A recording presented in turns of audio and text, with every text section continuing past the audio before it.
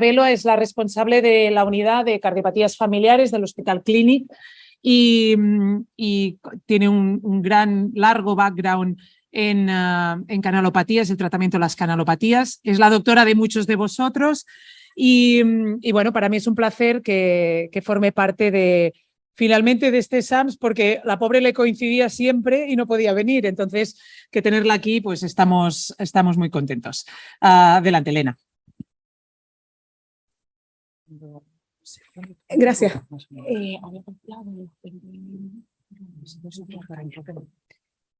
Hola a todos.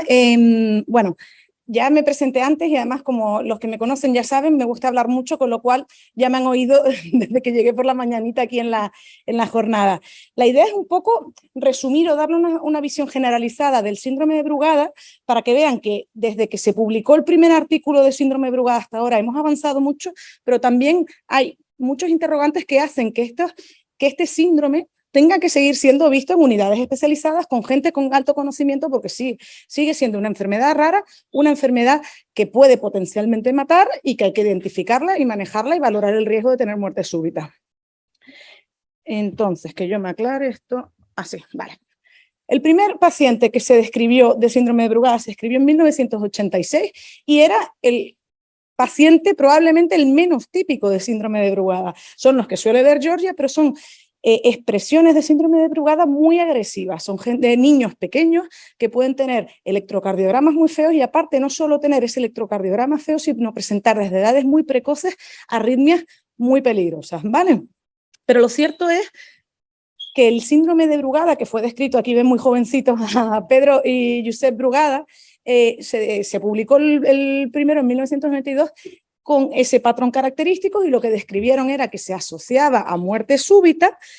Lo cierto es que lo habitual es que sea gente en edad media y que se diagnostique, no solo se diagnostique en esta edad media, sino que además el riesgo de arritmias ventriculares malignas, es decir, el riesgo de muerte súbita, sea también en esta edad media. Esto es lo habitual. Tenemos también niños que tienen arritmias malignas y de repente tenemos gente que es muy sana y a los 70 años tiene el primer evento, pero lo habitual es entre los 40 y 60 años. El electrocardiograma típico, que el tiene síndrome de Brugada ya se lo sabe de memoria, porque cada vez que verá a un cardiólogo dirá, oh, qué bonito, cuando realmente a ustedes probablemente no les haga ninguna gracia, es este, el que tiene la aleta de tiburón, ¿vale? Esta forma de aleta de tiburón. Y si no vemos este electrocardiograma en algún momento de la historia de la persona, no se puede confirmar que hay un síndrome de Brugada. Y el problema fundamental es que con este patrón a veces pueden aparecer arritmias ventriculares, que el corazón se contrae tan rápido, estos son cada rayita, son como contracciones del corazón, que la bomba no funciona bien y da lugar a una muerte súbita. Entonces, ahora mismo llevamos, la consulta se abrió oficialmente en 1994, pues desde 1994 hasta ahora tenemos un total de 605 pacientes, en este caso adultos, porque trabajamos de manera integrada con Sant Joan de Déu y los menores se ven aquí en Sant Joan de Déu con Georgia, y de todos estos 605 pacientes, un 3%, es decir, la minoría, han sido diagnosticados a raíz de un episodio de muerte súbita. Un 17-20% se diagnostica por un episodio de pérdida de conocimiento, de síncope, y el resto se diagnostica de forma casual, bien porque hay una persona que se diagnostica en la familia y hacemos la evaluación de los familiares directos, o bien porque ha ido a la revisión del trabajo o el médico de cabecera le han hecho un electro y les ven el electro raro. Entonces, una cosa importante es que si ven el histórico de nuestra consulta, al principio los que son asintomáticos son estos azulito claritos. Ven que el porcentaje de asintomáticos era muy poco. Lo que se solía ver eran fenotipos o expresiones clínicas de Brugadas muy agresivas. El síndrome no se conocía. Ahora, poco a poco, hay una sensibilización mayor en la población, sobre todo en la población sanitaria, que son capaces de identificar estos electrocardiogramas raros antes de que haya ningún síntoma. Y como ven, pues a partir de los años 2004-2005 ya cada vez la proporción mayor son diagnósticos en pacientes asintomáticos. Lo estamos haciendo bien, pero no hay que bajar la guardia porque, como ven, todavía siguen habiendo y llegando los pacientes que el primer evento es una muerte súbita, y de ahí que sea importante identificar estos patrones en cualquier revisión de un electro por la razón que sea. Les pongo un ejemplo. Esto es un paciente de 49 años que es varón y que viene por una pérdida de conocimiento que las características no las tenemos muy claras, porque a veces tenemos pérdidas de conocimiento que son, pues, me han sacado sangre y me he mareado. Pues en este caso no quedaba muy claro por qué había perdido el conocimiento y estaba tan tranquilo sentado después de comer. Y además, en su familia tenía historia de muerte súbita precoz en su hermano. Nos encontramos con este electro. Ustedes, bueno, de electro no tienen por qué saber, pero para nosotros este electrocardiograma basal es sospechoso, ¿vale? Hay una serie de características que nos hacen pensar que pudiera haber subyacentemente un síndrome de Brugada.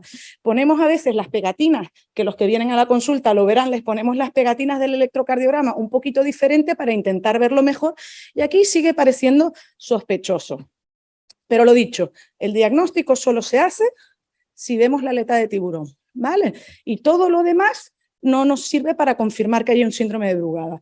Y tenemos una dificultad adicional, que el electrocardiograma aparece gente que tenía el electrocardiograma claramente de síndrome de Brugada, en un tercio en el seguimiento puede desaparecer, o sea que el electrocardiograma fluctúa, y gente que venía con un electrocardiograma normal, cuando viene el seguimiento puede venir con el patrón de síndrome de Brugada, con lo cual es importante hacer una serie de maniobras especiales para aquellos que tenemos dudas, asegurarnos de que no hay nada debajo. Y a ver, que esto me pase.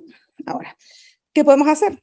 Eso que hemos dicho, poner las pegatinas un poquito más arriba. Esto es un ejemplo de un electrocardiograma en la posición normal, que no termina de ser claramente síndrome de Brugada, que simplemente con poner las pegatinas un poquito más arriba, vemos que tiene el patrón típico del síndrome de Brugada. Pues a esta persona se le diagnosticaría ya el síndrome. Luego hablamos de cómo manejarlo. Y esto es una publicación de las más antiguas, pero lo que ven en el seguimiento de uno de los pacientes típicos, cómo va cambiando el electrocardiograma, que es muy típico, pero puedes tener momentos en que se ve prácticamente normal el electrocardiograma, ¿vale? Siempre tener en cuenta que a veces está fijo y otras veces puede desaparecer. ¿Y qué hacemos con este paciente? Entonces, si tenemos un electrocardiograma que es sugestivo, ponemos las pegatinas arriba y no llegamos a verle el síndrome de Brugada. Pues lo que hacemos es hacer un test que los que vienen a la consulta, si no ellos, sus familiares, lo habrán oído. Son test de provocación que son con fármacos. Puede ser la asmalina, puede ser la flecainida. Y cada fármaco se administra de una manera específica y tiene una capacidad diagnóstica determinada. Pero con eso lo que hacemos es estresar a los canales de sodio, que es lo que se altera en el síndrome de Brugada, un canal eléctrico del corazón, y estresado pues se suele manifestar el patrón. Si se manifiesta esto después de un test de provocación, igual diagnosticamos el síndrome de Brugada. Y nos sirve no solo para cuando sospechamos la enfermedad, sino también para el screening familiar. Cuando vemos a alguien con síndrome de Brugada, nos viene el hermano a la consulta y su electrovasal es normal, le indicamos un test de provocación para descartar el síndrome de Brugada. Y nos sirve además para aquellos electros raros que no terminamos de tener claro si puede ser un Brugada o no, se les puede hacer un test de provocación. Si el electro no cambia y no hace el patrón de síndrome de Brugada, pues te da tranquilidad de que eso no es un problema de esos canales de sodio, ¿vale? Entonces, a este chico se le hizo el test de provocación con asmalina y fue positivo, ¿ven? Y entonces, ¿qué hacemos ahora? Porque claro, ahora tienes síndrome de Brugada, pero es una etiqueta muy bonita y te vas a casa. No, tienes que valorar si tienes riesgo de tener arritmias ventriculares malignas, es decir, si tienes riesgo de muerte súbita. Una cosa importante, el síndrome de Brugada es una enfermedad puramente eléctrica del corazón. No hay enfermedad estructural aparente en la mayoría de los corazones o de la gente que viene a estudiarse por síndrome de Brugada. Entonces, tenemos que utilizar una serie de herramientas clínicas para valorar si esa persona que tenemos delante tiene riesgo de muerte súbita o no. Y nos basamos fundamentalmente en síntomas, en si tiene el patrón de aleta de tiburón espontáneamente o no, y luego una serie de variables que algunas de ellas están validadas y otras no. Lo que se ha visto, este es el ejemplo de nuestra serie, es que claramente el que viene por muerte súbita, la probabilidad de volver a tener otro evento de muerte súbita es muy alta y hay que ponerle un desfibrilador sin duda. De los que tienen pérdidas de conocimiento, estos también tienen un riesgo aumentado, menor de los que han venido por muerte súbita, pero tienen riesgo de presentar arritmias ventriculares malignas en el seguimiento y muerte súbita. Y los que están asintomáticos, hay, como ven, parece que es bastante benigno, pero no del todo. Todavía hay algún individuo que puede tener eventos de muerte súbita en el seguimiento.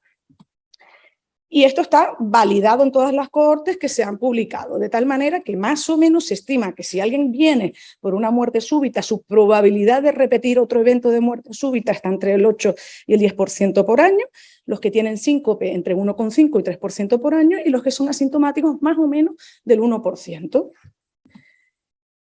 Importante, el síncope hay que estudiarlo bien y tienen que ser bien interrogados, porque no te pueden o no tiene sentido ponerte un desfibrilador porque te han hecho una analítica y te has mareado, ¿vale? Eso es lo que llamamos nosotros un síncope vagal, tiene unas características específicas y si se interroga muy bien se puede diferenciar del síncope que llamamos nosotros arrítmico, que suele ser más súbito, que no tiene, síntomas de aviso y que suele ser cortito y con una recuperación completa posterior. Entonces, si hacemos una buena historia clínica, y eso lo verán cuando vengan a las consultas, que siempre se les pregunta si han tenido pérdida de conocimiento y si han tenido, se interroga cada uno de los episodios, pues si hacemos una buena discriminación podemos identificar a aquellos que necesitan un DAI, son aquellos que tienen unas características como les he descrito, como muy súbito, sin síntomas o muy pocos síntomas y muy cortos en el tiempo y que claramente no tienes un desencadenante, pues con una analítica, no había desayunado y hacía mucho calor, me levanté rápido, etcétera. Esto que estudiamos nosotros, que les enseñé antes en nuestra serie, también ha sido validado en otras series. Si interrogas bien el síncope, hay solo un subgrupo determinado que necesita, digamos, el desfibrilador porque te tiene riesgo de arritmia en el seguimiento. ¿Y qué dicen las guías europeas de manejo de las arritmias ventriculares? Pues que si tú tienes una muerte súbita o tienes un síncope cardiogénico, es decir, de esos de que tienen pinta de ser arrítmica, necesitas un desfibrilador.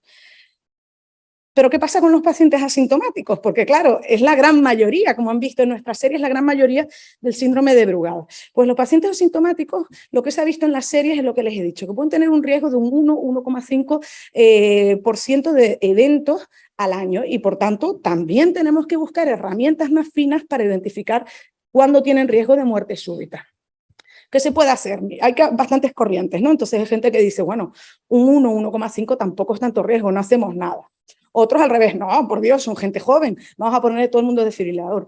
No, ya veremos que el desfibrilador también puede tener una serie de inconvenientes. Lo que hay que hacer y lo que tenemos que trabajar mucho nosotros como clínicos es identificar ese subgrupo de los asintomáticos que tienen riesgo.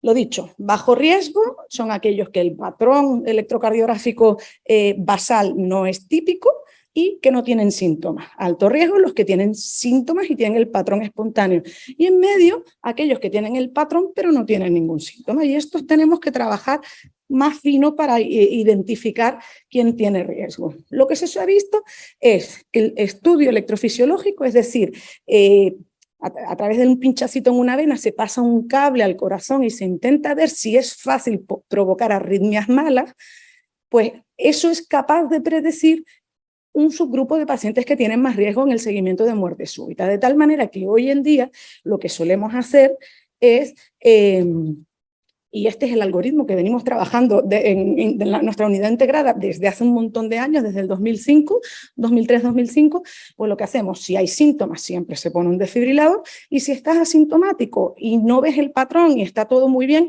hace seguimiento, y en ese caso que tú ves el patrón típico de Brugada, pues lo que te planteas es hacer ese estudio, eso de intentar provocar arritmias malignas, y si provocas la arritmia maligna, pues se indica un desfibrilador.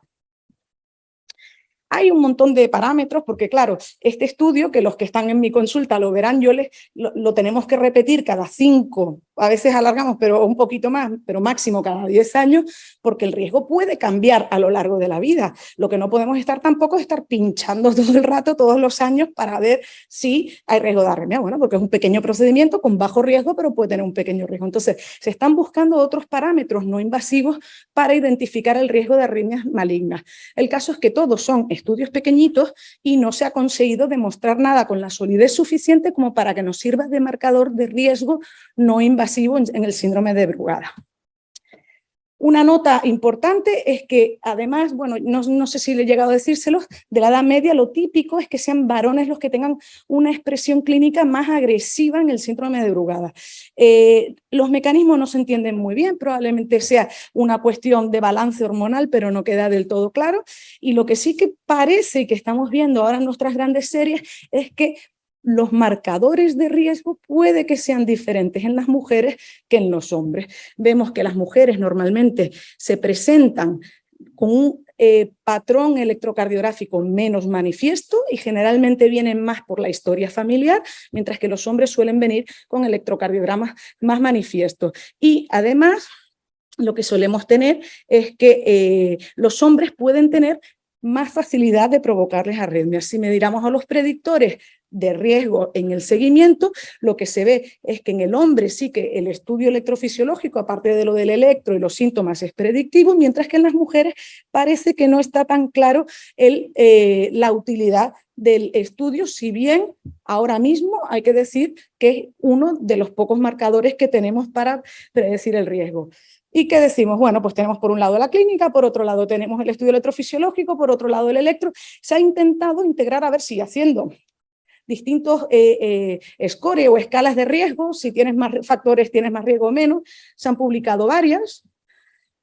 Esta es una del grupo que se llama del ICE, otro que son del grupo de Sierra, otro de que le llaman el Shanghai Score, y lo que buscan es integrar esa información a ver si cuantos más factores de riesgo tienes más probabilidad de arritmias, pero el caso es que utilizando esos scores en nuestra serie grande, que es de las más grandes del mundo, 831 pacientes, no hemos conseguido demostrar que tengan una capacidad predictiva muy buena, con lo cual esto es el interrogante que tenemos de aquí al futuro, cómo afinar mejor y sobre todo intentar encontrar parámetros no invasivos que nos permitan predecir el riesgo de muerte súbita en los pacientes con Brugada.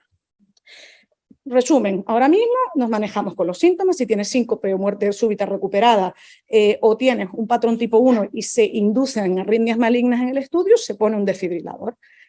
Y estamos trabajando, lo digo porque muchos pacientes de mi consulta se lo estamos planteando, en coordinación pues, con los compañeros de aquí de San Joan de Déu y demás, identificar con un holter de alta resolución o análisis de eléctricos con herramientas de inteligencia artificial, a ver si podemos afinar más y tener herramientas no invasivas para predecir el riesgo. Esto es work in progress, es decir, se está trabajando ahora, de momento no lo podemos usar de forma clínica, pero esperemos que en el futuro podamos tener una herramienta que no sea tan agresiva.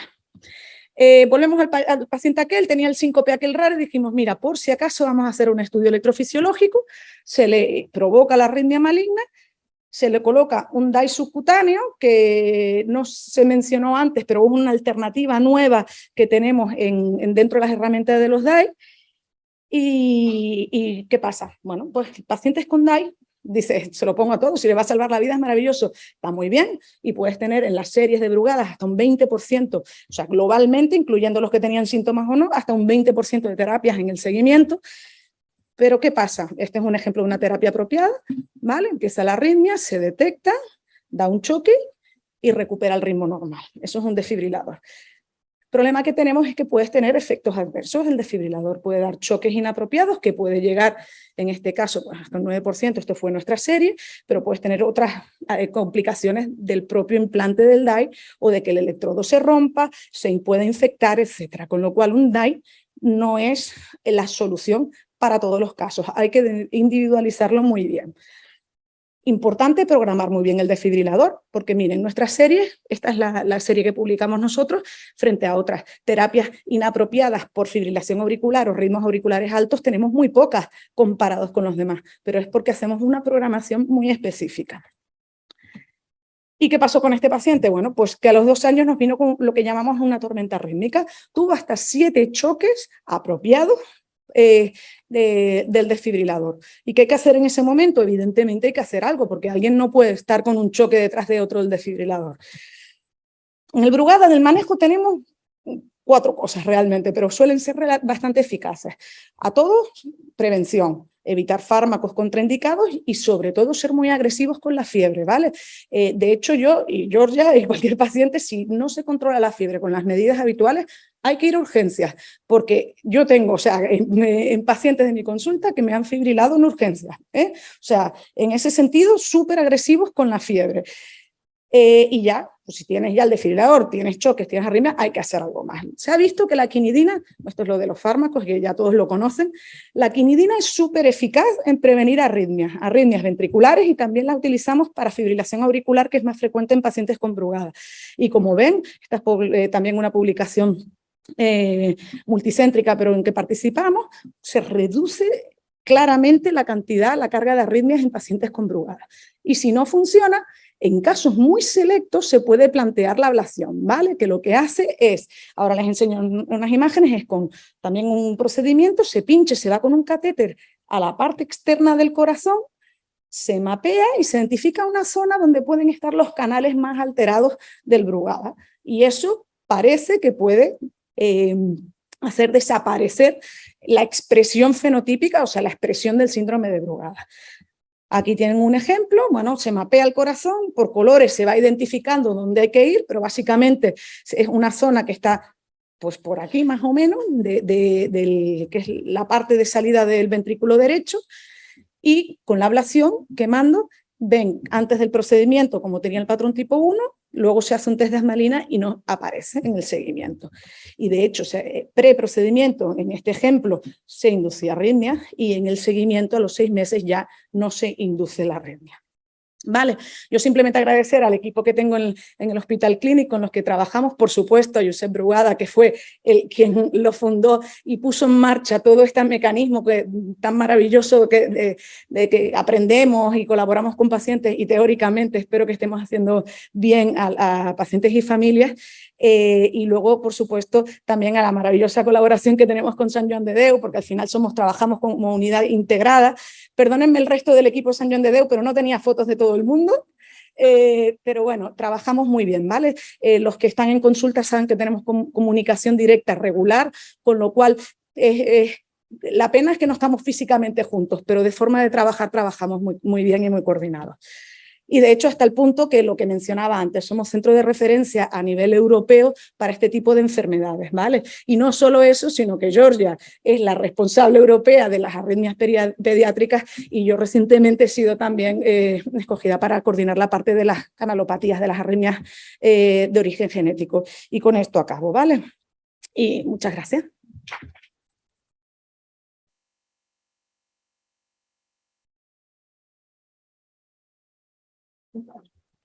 Muchas gracias, Elena.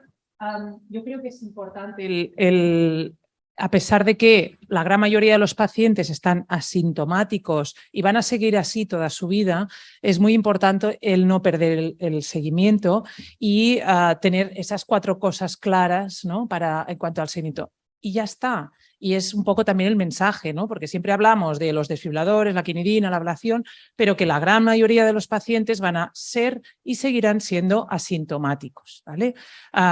Teniendo en cuenta esas 4 cosas: evitar los fármacos, control estricto de la fiebre y poco más. Por tanto, vida normal, deporte se puede hacer. Sí, eso iba a decir, que no lo dije, pero no hay contraindicación para ningún tipo de actividad, de ninguna, o sea, física, laboral o lo que sea. ¿Vale? ¿Alguna pregunta en concreto? Síndrome de Brugada. Venga, jefa, sabía que lo preguntarías.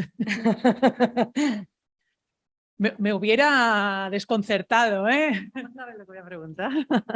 Hola, era solo una petición como paciente, para que no sé si es el sitio adecuado para hacerla. La lista de medicamentos del Brugada, para nosotros no es fácil saber. A veces das con un médico que te dice, míralo tú, yo te receto esto y míralo tú si te lo puedes tomar o no.